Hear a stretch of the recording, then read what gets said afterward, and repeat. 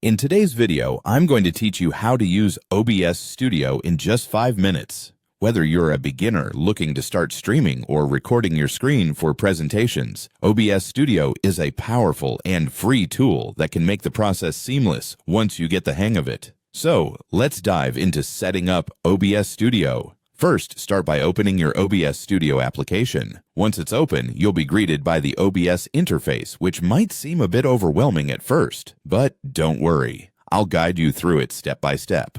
Look towards the bottom of your screen. You should see a panel labeled Scenes on the left. This is where you'll organize different setups for what you want to display on your stream or recording. Now, you'll want to create a new scene. Do this by clicking the small plus icon in the Scenes panel.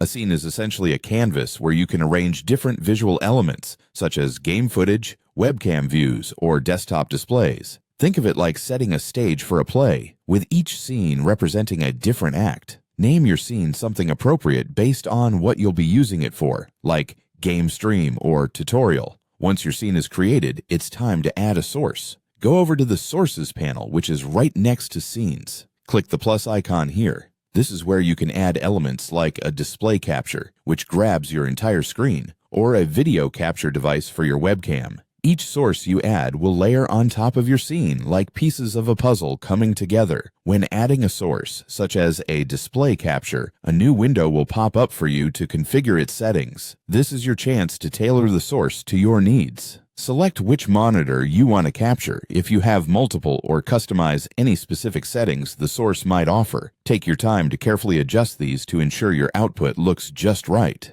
After your sources are added and configured, head over to the Settings tab in the bottom right corner of OBS. Here is where you'll fine-tune your audio and video settings. You can adjust the resolution and frame rate, crucial details depending on whether you're recording gameplay or delivering a professional presentation. Pay attention to the audio section too, making sure your microphone and desktop audio are both set up and working as expected. That's pretty much it. You've set up a basic scene and source configuration in OBS Studio. With these few steps, you're ready to start recording or streaming with confidence. As you get more comfortable with OBS, you can explore more advanced features like filters and transitions. But for now, you have all the essential tools to start creating. Thank you for following along, and don't forget to subscribe for more tips and tricks. Happy streaming!